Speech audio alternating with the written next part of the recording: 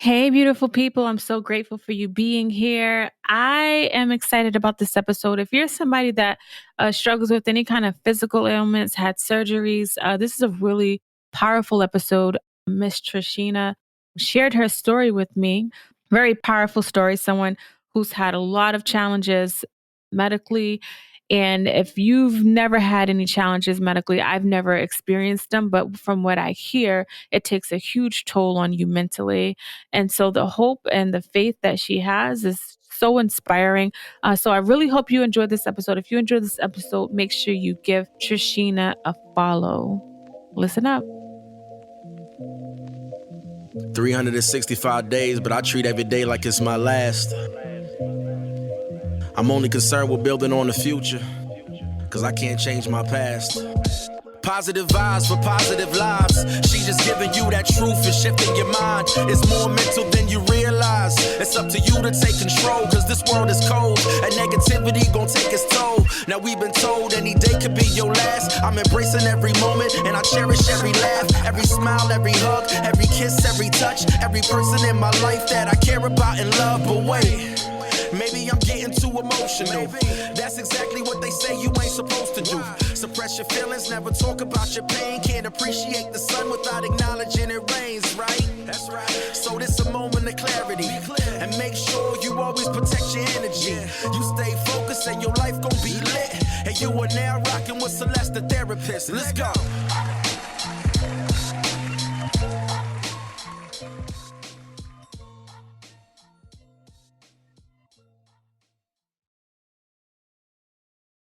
Thank you so much for joining another episode of Celeste the Therapist Podcast. My name is Celeste and I'm a therapist from Boston. If you've never been in here before, thank you guys so much for being here because I truly appreciate you.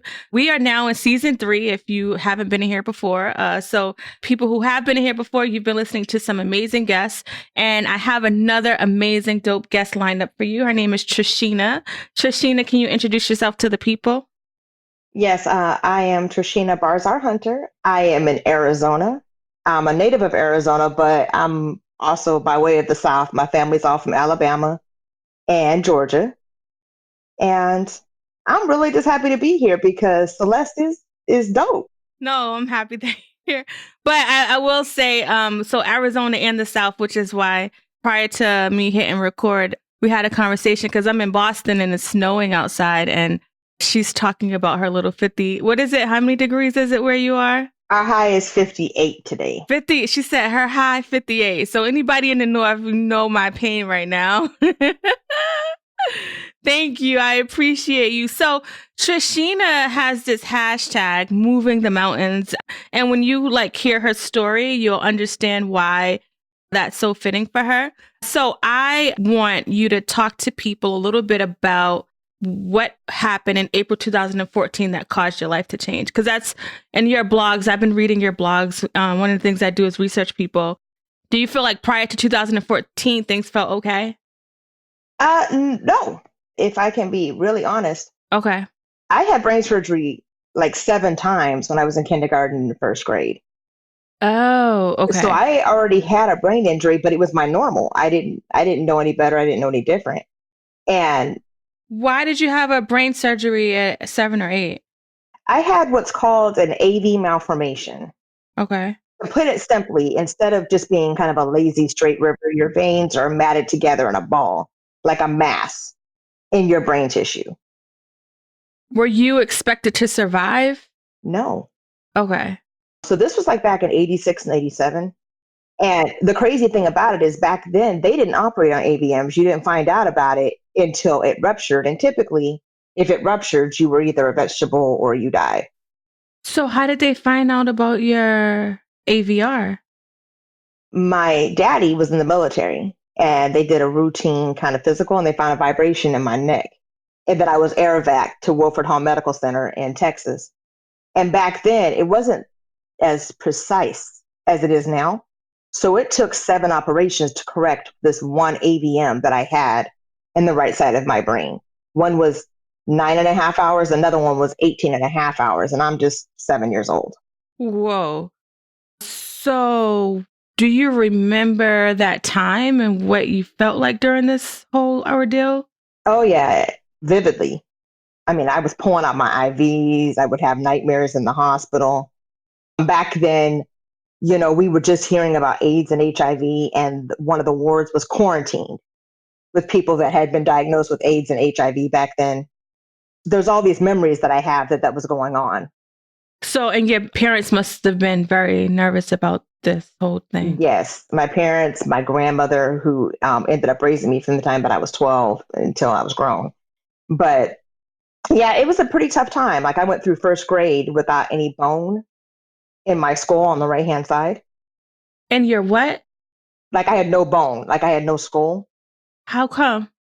Because after they did the first two operations, so they did one that was 9.5 hours, and then they did one that was 19.5 hours, and they put a plastic plate on the right-hand side. Uh-huh. And about 3 months later, it got infected, and it had to come out. Dang. So like all through first grade, I had a helmet. So naturally, didn't make it all that easy to make friends, And then it had to be put back in. So, and I also had a shunt because I had what's called hydrocephalus. This is something separate from... Right. Okay. So I ended up with hydrocephalus. I had a brain infection. I had a shunt put in that I was told I would have for the rest of my life. So you couldn't play at gym. You couldn't really play outside. I could even take PE and like all through school. Okay. So you were different from everyone else, which made it hard to socialize, who did you talk to, like, or what do you remember being your comfort zone if you had any during those years? Definitely my grandmother. Okay. My grandmother and I were very, very close. And I had a really great principal, Mr. Chuck Ford, that I had a good relationship with. I even had some great teachers. Mr. Chuck Ford actually just passed away pretty recently. But my grandmother was my anchor. She was my rock, basically, from the day that I was born.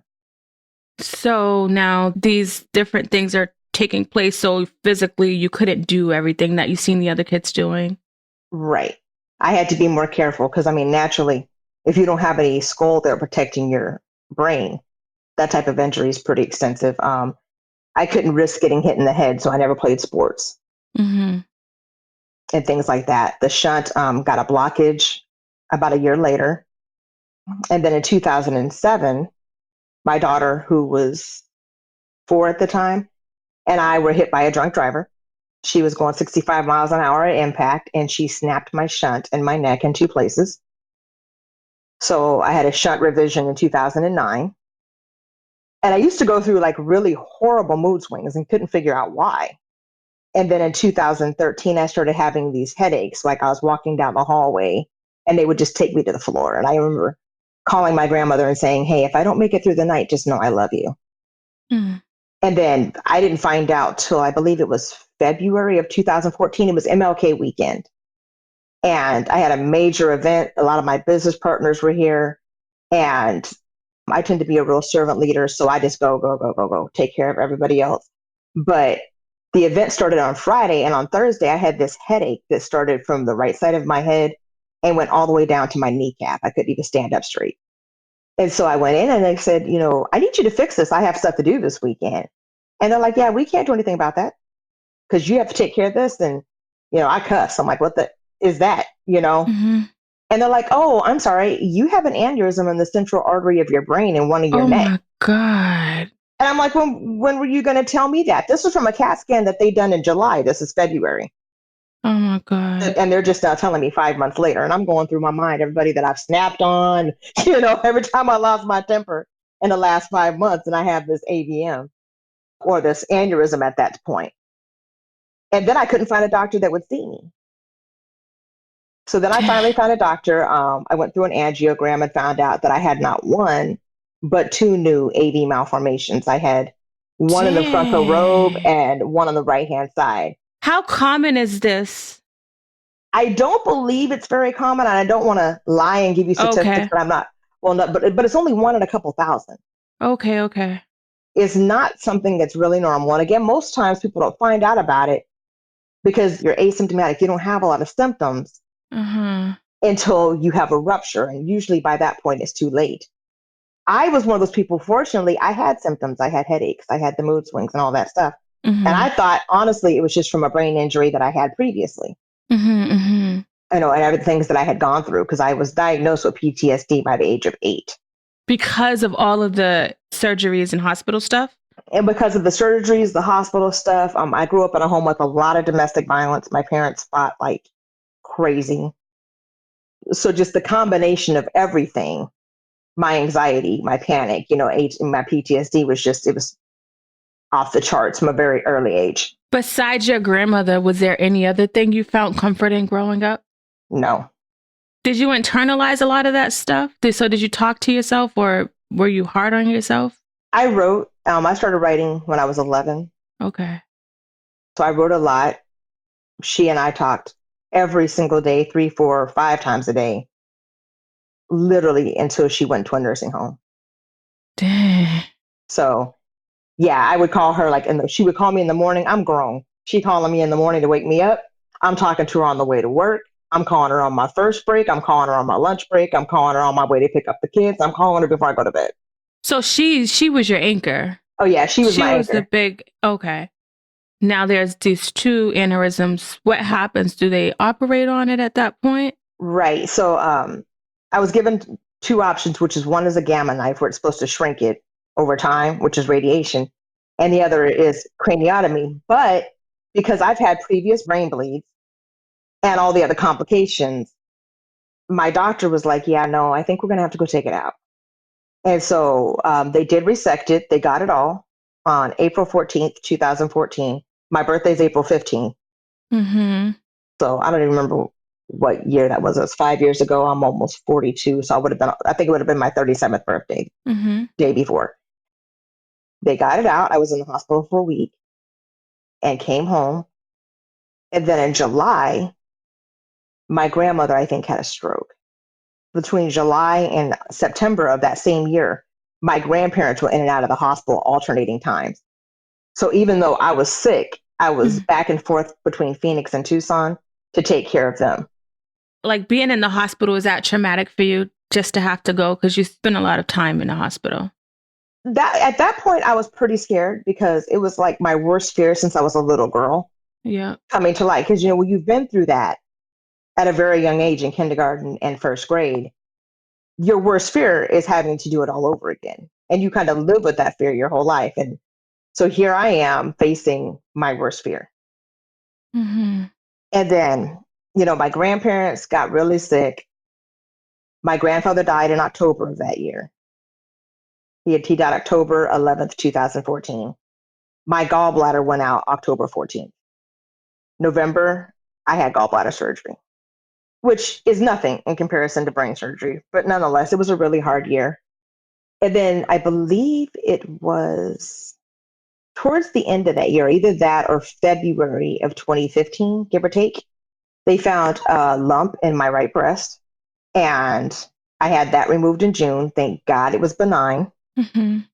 But then after that, it was kind of like smooth sailing. And I always kind of joke, because I didn't feel any symptoms. I didn't feel anything wrong.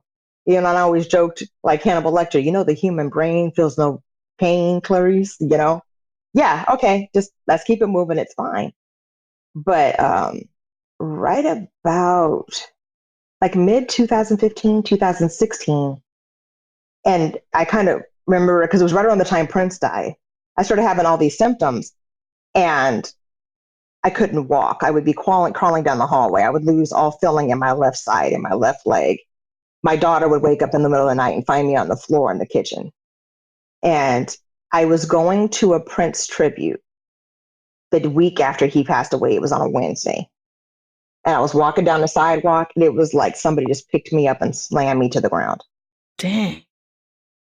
And I said, yeah, okay, whatever. I'm going to my Prince tribute. The security gave me a seat right by the stage. And that was on Wednesday. Well, Friday, I had an eye appointment. Coming out of my eye appointment, I had another fall just like that. And I went to the ER and they tried to pump me full of drugs, didn't call anybody, didn't say anything, didn't check anything neurological. So finally, I went and saw my surgeon and he said, I think your shunt isn't working properly. I think it's overworking. So I think we need to turn it off. And I said, okay, the surgery will only be 20 minutes. You don't even need me here for it. One of the residents can do it. It'll be fine. I said, yeah, no, I think I'll have you do it because things just don't ever work out that way for me. And July 21st, 2016, they were supposed to turn my shunt off. And instead, they put a brand new valve on a shunt that I had had for about 34 years at that point. And they were really proud of that valve. And I said, yeah, wasn't that like putting Lamborghini doors on a Pinto? Mm. And he said, but it's a Pinto with a really great engine. I said, oh, okay. And 2 days later, I turned my head to the left, and you'd have thought somebody was trying to chop my head off. Dang, he was in a lot of pain. Oh, yeah. Like I couldn't move my head at all. Jesus Christ. The next day, I started leaking fluid out of the back of my head. Oh my God. For 24 hours, nobody checked it. Finally, about 32 hours later, a doctor just stitched it back up and sent me home. It's really funny because they tell you, go back to life as normal the best you can. The sooner you get back to normal, the better you'll do. Mm-hmm. Okay. Well, I came home. I felt like hell and didn't really want to do much. And it went on and it went on. And I finally said, I got to do at least one load of laundry. So we got clothes to wear. And then I moved my head and I'm at home and I start leaking fluid out of the back of my neck again. Mm. There was no friend near my house to take me to the hospital. I had another friend that had just shown up to visit me and my queens. I have 2 daughters, 16 and 9 now. And he couldn't take me because the kids were here. And so I had to take a lift to the ER. And they're like, well, we're just going to change the setting on your shunt. We just think that it's not on the right setting. And then about 3 hours, you'll go home. And I said, okay, that works. 20 minutes later, a nurse comes in with a wheelchair and she says, Miss Barzar, your room in ICU is ready. I said, I thought I was going home in like 2 hours. What do you mean my room in ICU is ready? Doctor comes in. Yeah, you know that tubing in your head? It snapped. What tubing? What tubing? So the shunt is connected to a catheter that's embedded in your brain. And it drains the fluid from your head to your stomach off of your brain. So you don't have too much spinal fluid surrounding your brain. And the tubing that was connected to the catheter snapped. So where's all this liquid at? Oh my God. It's leaking out of the back of my neck. And it's cerebral spinal fluid. Jesus Christ. So 10 days later, July 31st, 2016, I'm being prepped for emergency surgery. The catheter that was in the front of my brain was like cemented in scar tissue. Because again, it's 35 years. They couldn't get it out, so they put a new one in. Closed me up. I guess I started having abdominal problems. The abdominal problems went like every 6 weeks for over a year. September 23rd, 2017. I'm driving back from Tucson, typically a 1-hour drive. This particular trip was 5 hours because there was a fatality on the highway. Next thing I know, I feel this pain like in my rib cage. I'm hunched over the steering wheel. I don't think anything of it. I'm like, yeah, you ain't got no business being in the car for 5 hours. The next morning, went to work, felt like I broke 2 ribs. Worked till about 4 o'clock. Couldn't take it anymore. Go to the ER. They missed it. They're like, yeah, you got bronchitis. Send me home. Wednesday, I woke up. So this is probably like the 26th at this point, maybe 27th. And it was like my left breast had swallowed a softball. It was swollen. It was hard. It was red. I went and see my primary care doctor, and I'm like, hey, you're straight, so you've seen breasts before, right? Great. You've got 2 breasts, right? So ain't nobody gonna act funny. Bet. I took my shirt off. I said, what in the mess is this? And my doctor said, that's cellulitis. He gave me a 1-gram shot of Rocephin. And I was like, who the heck gets a 1-gram shot of antibiotics? That's just not even rational. I said, okay. And then he puts me on antibiotics for a week. That was on Wednesday. By Friday, I couldn't even stand up. And he said, well, give it the weekend. Let's see how the antibiotics do. Because I just put you on them. And then call me Monday. That whole weekend, I had a temperature of 104 and slept the whole weekend long. My youngest daughter, who's now 9, tells me, I remember that weekend because I kept trying to wake you up and you wouldn't wake up. I was completely unresponsive and didn't know it. My oldest daughter just thought I needed the rest. So Monday comes and goes, and I go to the pharmacy, and the pharmacist says, honey, you look like hell. Didn't I just give you antibiotics last week? And I said, yeah. She said, yeah, I think you need to go to the ER. I go to the ER. They run their test. I get woken up like at 6 o'clock in the morning. So, yeah, you're being rushed into surgery. For what? Oh, your shunt snapped in your abdomen. So it snapped like in my abdomen just below my left breast. And what it did is it dumped all of the contents, which was infected, into my abdomen. So are you septic at this point? In septic shock. They said if I had gotten there 30 minutes later, I'd have been in a coma. Jesus So Christ. that whole weekend that my daughter could wake me up, I was septic and didn't know it. I thought, okay, maybe I'm just sick. It's time for me to slow down. Fluids, soup, rest, be about your life. So they took that out. It was a 200 milliliter abscess in my abdomen. I had an open wound for 5 weeks. But then I had an abscess that was like going up my chest, just above the breast. And then I had one at the back of my neck. Mm. Because what it was doing, it was going up the shunt track into my brain. Now, there was a catheter in my breast from when I was little. They couldn't get that out either. So they got everything out that they could, but there was the catheter in my breast that was like cemented in scar tissue. And there was still the one in my head they still couldn't get out that they had tried to get out in 2016. I was on a PICC line for 5 weeks, had an open wound. Yeah, it was bad. My entire house turned into a hospital. So I feel angry for you. I feel angry, right? Because what part of you being a Black woman you think played a role in how many times you were dismissed? On the bigger side of things, it wasn't.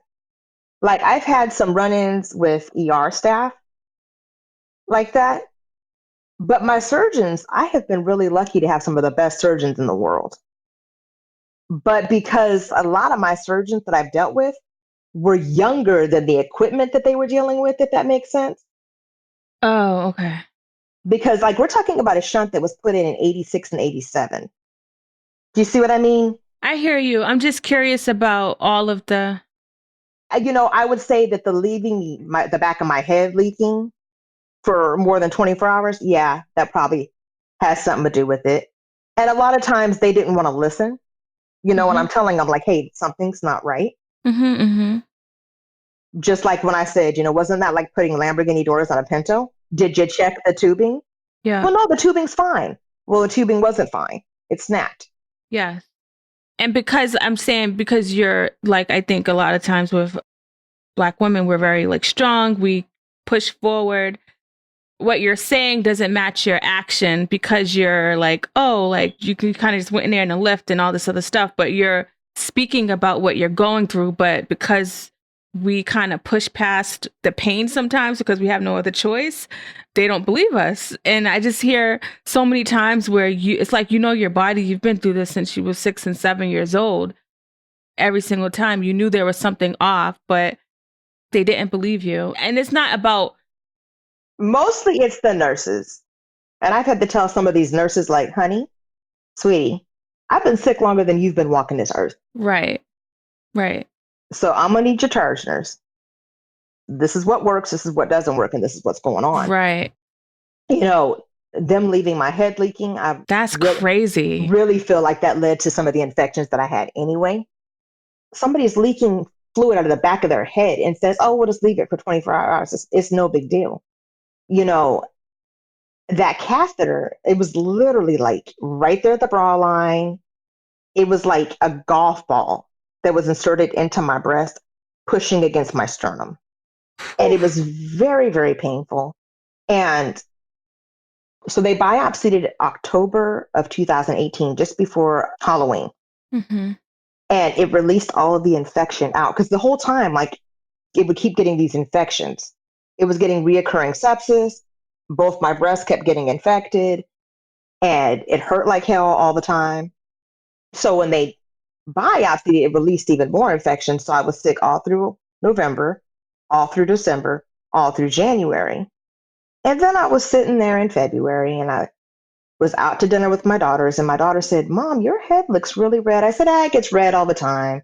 They said it's cosmetic. It's no big deal because it would kind of like leak a little bit and then it would peel and it would go away. It would leak a little bit and it would peel and it would go away. Didn't think anything of it. And She said, no, Mom, it's really, really red. This was on a Sunday. The next day I go to work at about 4 o'clock again. I don't know what it is with me in the office at 4 o'clock, but I reached up and I touched my head and I came down and it was like yellow pus was coming out of the top of my head. And my throat was scratchy, like I had allergies, you know? And I said, oh shit, okay. Called my boss. Hey, I gotta go. I gotta go to the ER.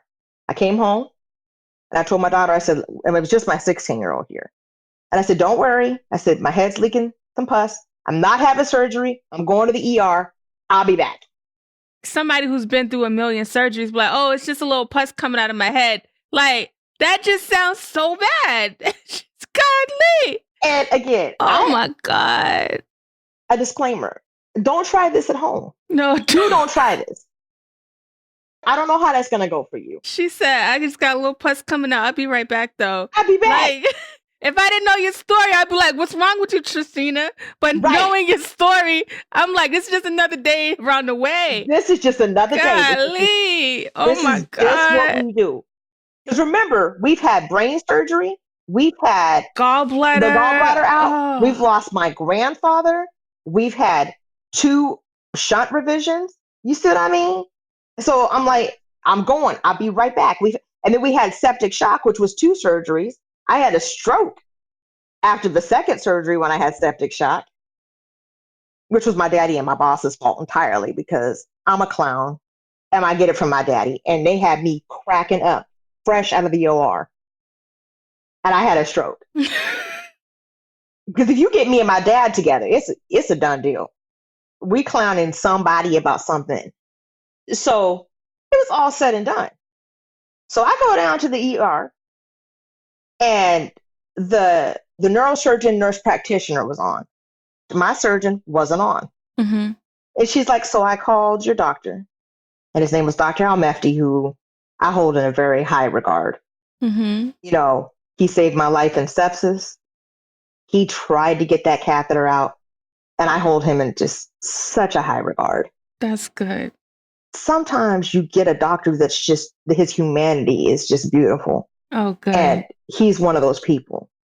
But, you know, this nurse practitioner, I didn't know her. And she's like, Dr. Al-Mefti wants to take out that catheter. I said, hey, hold on. We've tried to take that catheter out 3 times. You know, the one in my brain. And I said, and the consensus is like, you know, part of my brain's probably going to go with it because it's kind of part of the crew, part of the ship. It's been there a while. And I think I'm going to decline. I think I'm going to pass on that. You know, I called my daughter and I said, okay, babe, we've talked about this catheter. They want to take it out. And you know what the risks are. You know, like I could come home and not know you. I could come home and not be me. And she said, yeah, Mom, no offense. I love you, but I'd rather you be dead. And I said, okay. Decision made. That makes sense. Done. And I said, so they give me some antibiotics. And this is one of those times where I get this nurse that thought she knew better than me. And they tried to put me on an antibiotic that I was allergic to. And the charge nurse called security on me because I wouldn't take the antibiotic. And I was checking myself out against medical advice because I was told that I'd be a vegetable if they took this out. So I checked myself out after the charge nurse threatened to call security because I said they were giving me an antibiotic I couldn't take. And I went to Walmart and I got some Benadryl and I went home and took my Benadryl and I went to sleep. And I woke up at 9 o'clock in the morning to a voicemail, not from my doctor's staff, not from my surgeon staff, but from himself saying, could you please come here? Could you please call me and come back to the office, please? Because all the test results the night before at the ER were fine. The practitioner told me that the CAT scan was fine. The blood results were fine. All my vitals were fine. Mm-hmm. So I'm like, I don't see any sign of anything being wrong. I'm going home. I went in and saw him. He said, sweetheart, you have a pocket of infection directly above that catheter that we didn't get out. And he said, that catheter goes directly into the ventricular cavity of your brain. And an infection in the ventricular cavity of your brain has a 70% mortality rate. Do you know how few things have a 70% mortality rate? And I said, no, I didn't know. And he said, we have to take it out. I don't have a choice or you'll die. And I said, can I go home and get my DNR though? you know, I'm like, I'm just going to go get my DNR and my will, and I'll be back. And so I barely got out of the parking lot and on the highway, and I got a call that says, no, you need to come back right now. So I went back, and remember, we've tried to get this out 3 times. We know the risk. And I looked at my surgeon in the ER, and I said, I know you tried to get this out in 2017, but it's not your fault you couldn't get it out. It's been there for 30 something years before I even knew you. So number one, you have to forgive yourself for not getting it out then. Let's start there. Oh, you could tell he felt bad. Yeah, because his nurse practitioner said that it had been haunting him for like 2 years that he couldn't get it out the first time. That sucks. And I'm like, no, this is not your fault. So let's forgive yourself now. And I said, you have to be okay with letting me go if you can't do this. Understanding that if you can't do this, this is not your fault. So you have to promise me that if I'm going to be a vegetable, you'll let me go. If I'm never going to hike again, you got to let me go. If I'm not going to know my kids, you got to let me go. I told myself, I'm not going to be the same jerk that gives you shit when I come out of here. Mm-hmm. You got to let me go. But you got to forgive yourself. And I looked at his nurse and I said, and you got to remind him that it's okay. Where'd you get your strength from to even say those words? Because you're in the middle of your own crisis of you may die on that operating table. It's like I told him, I said, you gave me 2 amazing years I wasn't supposed to get. I had septic shock. I said, I've hiked mountains and along beaches. You know what I'm saying?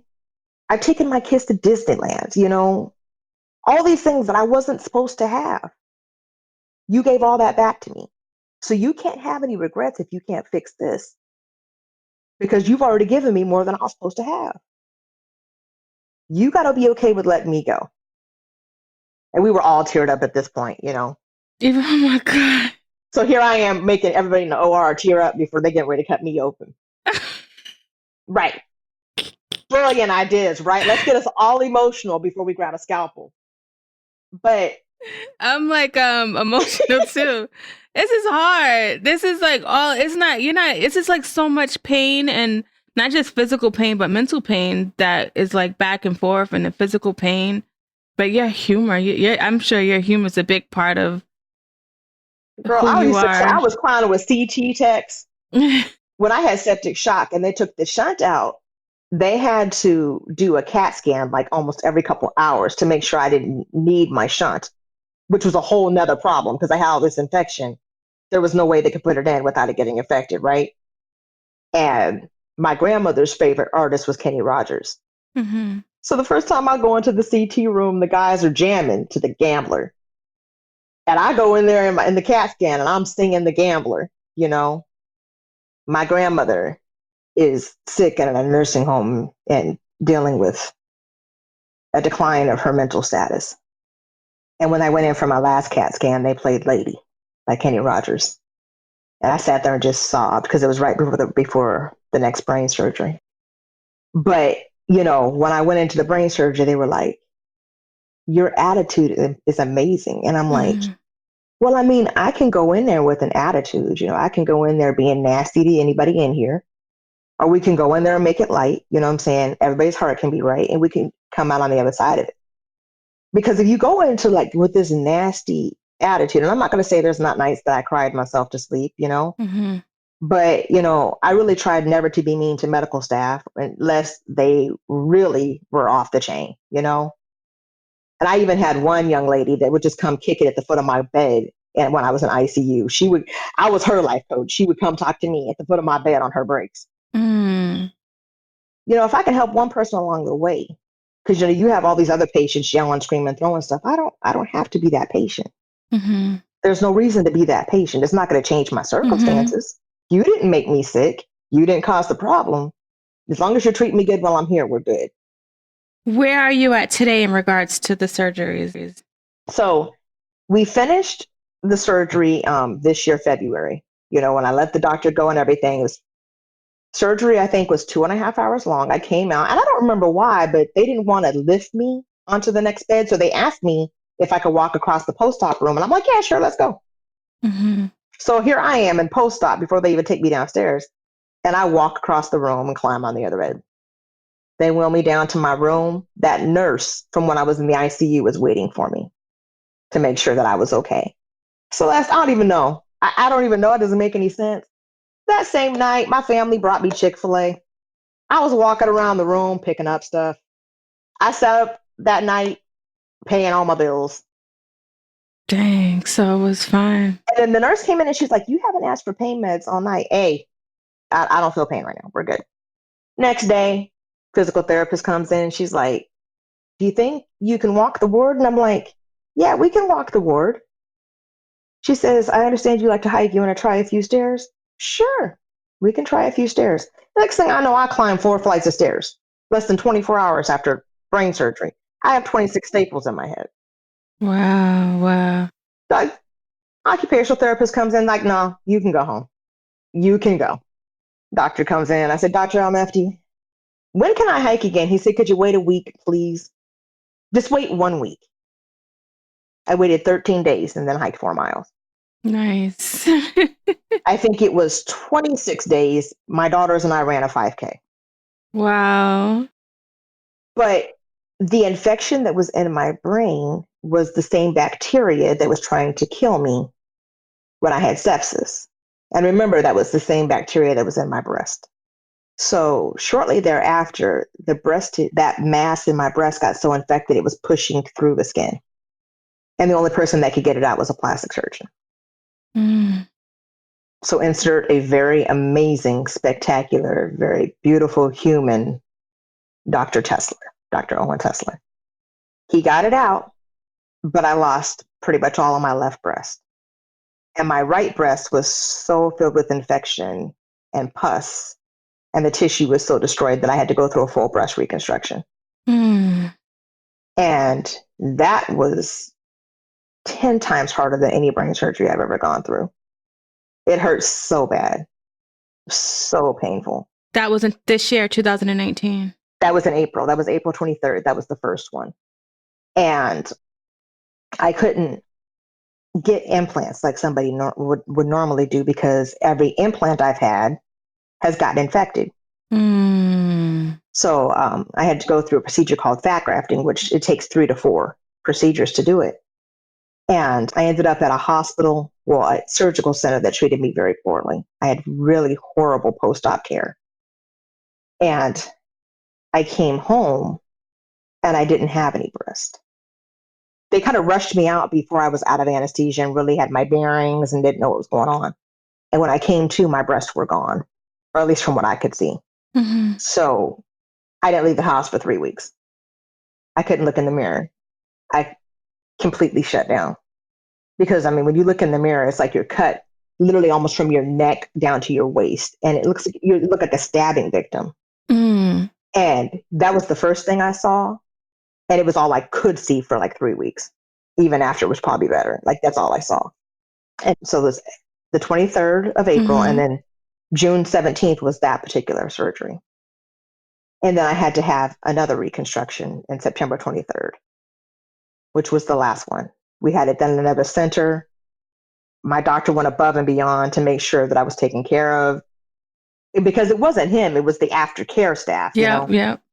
And I had some nurses that didn't leave my side. They were like pit bulls, and had a great experience. Then I came home and I think I went back to hiking 2 weeks later.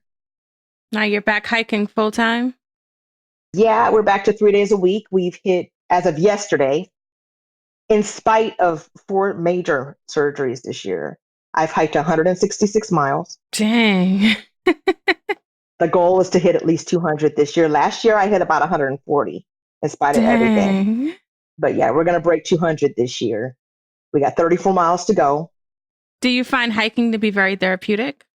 Oh, for sure. One of the things that you said, you wrote, you've been really down, but when the days you were down, you would repeat to yourself, if I can climb the mountain, I can move it. What do you mean by that?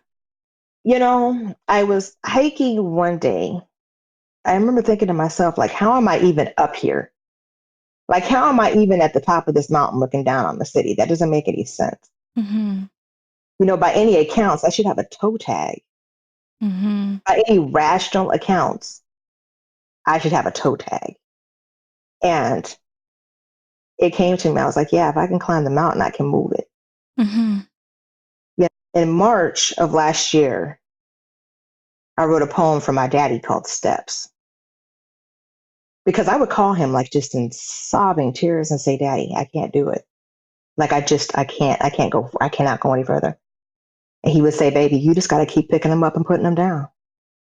Just put one foot in front of the other. And it sounds really simple. But when you're somebody, and it's not just me, I mean, everybody goes through their own stuff, but when you're somebody that can't even get out of bed in the morning, Mm-hmm. that first foot on the floor is progress. Mm-hmm. And then you take another step, you know what I'm saying? Before you know it, Mm-hmm. you're in the shower, Yep. and before you know it, you're making breakfast. It's the little things that kind of add up the steps, right? Exactly. So it's like, if I can just keep picking them up and putting them down, if I can just put one foot in front of the other, that if I can climb the mountain, I can move it. That's good. And even climbing mountains, it's just it's still one foot in front of the other. So when I hike, I count my steps. Mm-hmm. My cousin wrote a song about it. And, it's called Divine Order. Like she took everything that I've done and put it to music. And it's so beautiful. And I hike to it so often. But, it's just, if I can just put one foot in front of the other, there's nothing else I can't do. I'm assuming that's where your inspiration came from moving the mountains, that you started the blog, the website. Tell people about that, because your story, it just leaves me with my mouth open. To see you and your spirit is amazing. And I know, like, I've never dealt with any surgeries or physical injuries, but when I speak to people that have chronic illnesses, they share their story. I'm always amazed by the courage and by what you say. And the fact that you're on here helping people is amazing. So tell people a little bit about the moving the mountains. So there's been 5 brain surgeries in 5 years, starting in 2014. And I had some associations for a long time that kind of would tell me like, no, you don't share that. You keep that to yourself. You suffer in silence. You keep a smile on your face. And through sepsis, I really didn't say anything. But then this year, for whatever reason, my spirit was led after that first surgery, that you did 5 brain surgeries in 5 years. My spirit just told me it's time to tell the story. And I don't like selfies. I don't like video. I don't. But I started cataloging it every single day. There's more than 200 days post of selfies, whether I looked good that day, bad that day. I remember. Or otherwise. And it, like the first one, I mean, my face is swole up, it's drooping, my eyes are black, But this is what it really looks like, because there's a lot of people that knew that I had been through the other brain surgeries, right? But if I'm only posting the testimony, right, I make it look easy. Mm-hmm. And people don't know that it hurts like hell. Mm-hmm. There's days I can't breathe, or I'm crying myself to sleep at night, or I'm saying, you know what? If I don't wake up tomorrow, it's okay. Mm-hmm. Mm-hmm. No, I don't want to leave. I'm not in a rush to leave, but I'll be okay. But I'm okay to hear, well done, my good and faithful servant, Mm-hmm. Mm-hmm. Because the pain is hard. It's been so much, Yeah. And we've gone through it alone. My grandmother passed away just almost 2 years ago in January. So in all of this, I lost my health. I lost my grandfather. I lost my grandmother. And just about everybody I really cared about. One of the things that you said, you spent 5 years in a bubble, cut off from socializing, spending time, building friendships, 5 brain surgeries in 5 years, septic shock, 4 breast reconstruction surgeries, and the loss of 3 grandparents. So now 4, believe it or not, since you read that post. Yeah, it's now been 4. And you decided to share your story, even though you come from a place of don't share this kind of stuff. And now you're out here sharing it, and you allowed me to share it on the podcast, where I know so many people are going to benefit from it.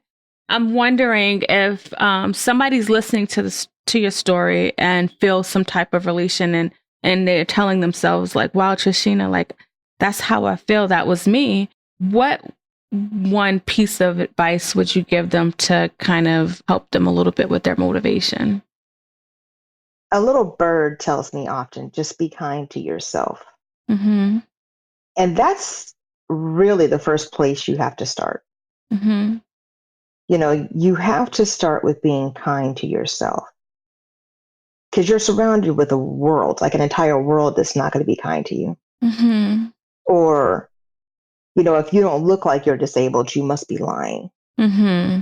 You must be faking it. And then after that, you know, if you're waking up, then all I ask is you just take one step. Mm-hmm. Like all you can ask of yourself is just to take one step. Mm-hmm. And when that step hurts, just, you know, see if you can push to take another. You know, part of this journey has been understanding this magnificent body Mm-hmm. that the Creator's given us. Mm-hmm. And I don't care what higher power you believe in, because I personally believe that if the God creator, the master, is omnipresent, he's not absent Mm-hmm. from any of those things, or she, or whatever it is you believe in. But you've got this magnificent vessel. Mm-hmm. And it's fabulous. You know, it produces new cells every day. I have brain loss, and I'm on this podcast with you having a conversation. I'm aware of my surroundings. I know who you are. I can go find your podcast later. How magnificent is that? Yeah, that's amazing. It's so amazing and That you can encouraging. have brain surgery and get up and still take 2 steps. You know, when I had the surgery when I was a little girl, I had to learn how to walk again. I had to learn how to talk again and get my speech back and all of these things. But we have this magnificent vessel. And it may not be for everybody. You know, everybody might not want to hike, right? But I have learned that if I challenge my vessel, it will 98% of the time rise to the challenge. Your mindset too has a lot to do, I think, with your healing process and the way that you've been able to not allow the circumstances to make you feel so defeated. I think your mindset allows you to get to a place to take one step in front of the other. Like you're committed to your healing process. Yeah, it took me a long time to get there. Mm-hmm. And there was some bitterness. You know, I've said it before, and I guess it's still even true that my life is like, it's the cycles of grief on repeat. Mm-hmm. Like right now, I'm in a period of releasing. I'd like to be gathering, but right now I'm in a period of releasing some relationships, some things that don't serve me, Mm-hmm. you know, that aren't good for me or don't feed me, you know? Mm-hmm. Mm-hmm.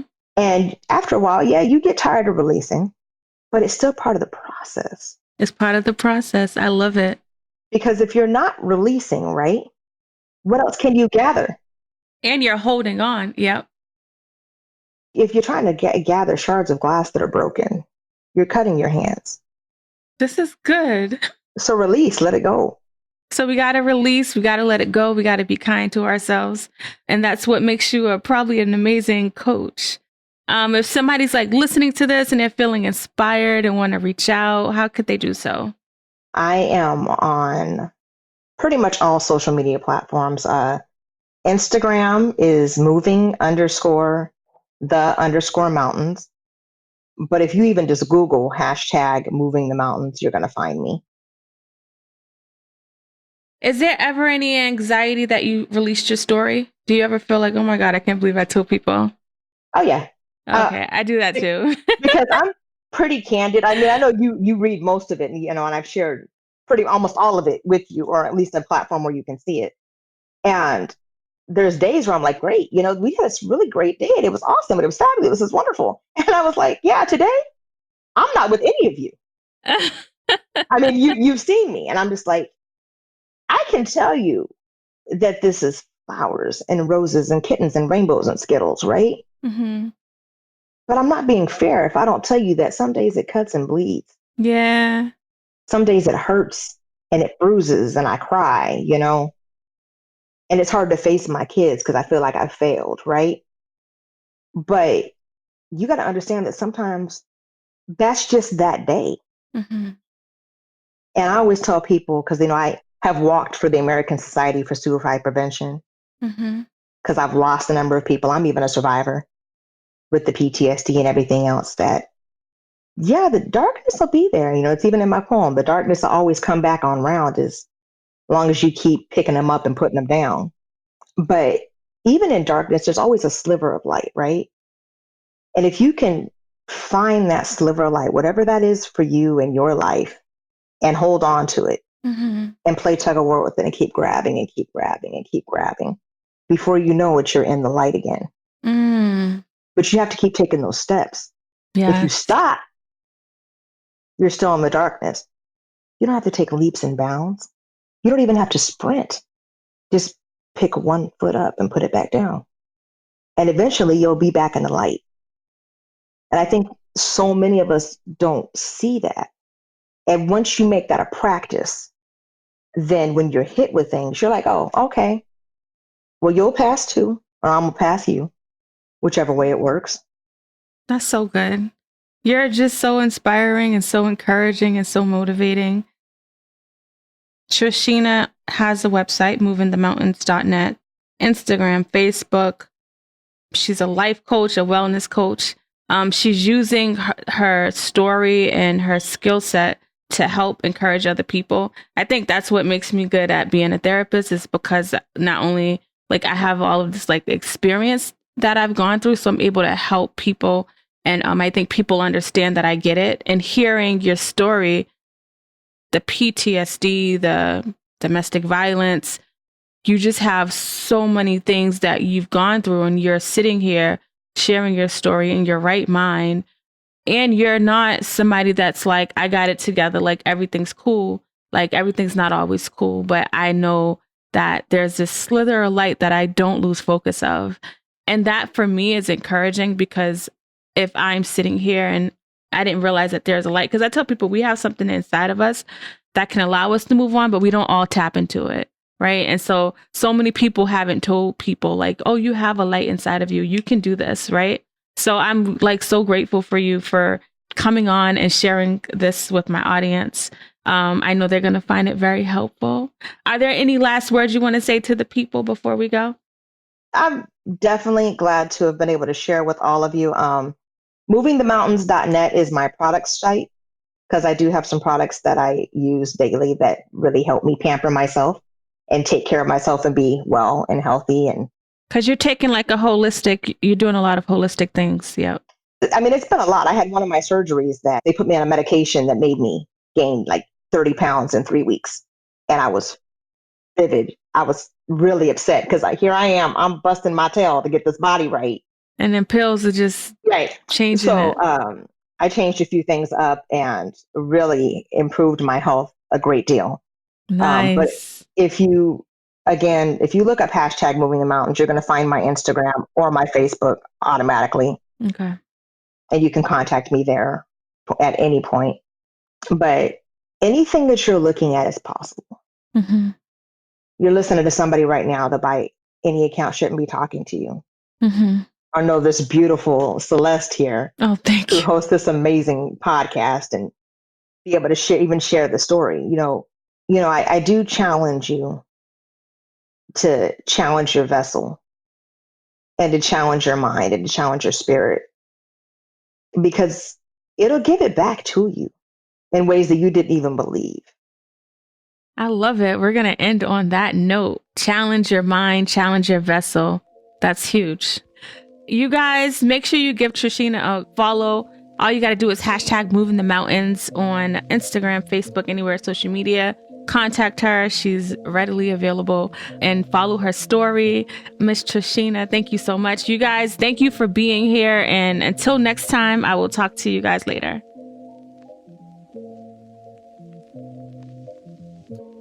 Hey, I hope you guys really enjoyed that episode. Missy is amazing. If you love her, like what she had to say, share this episode.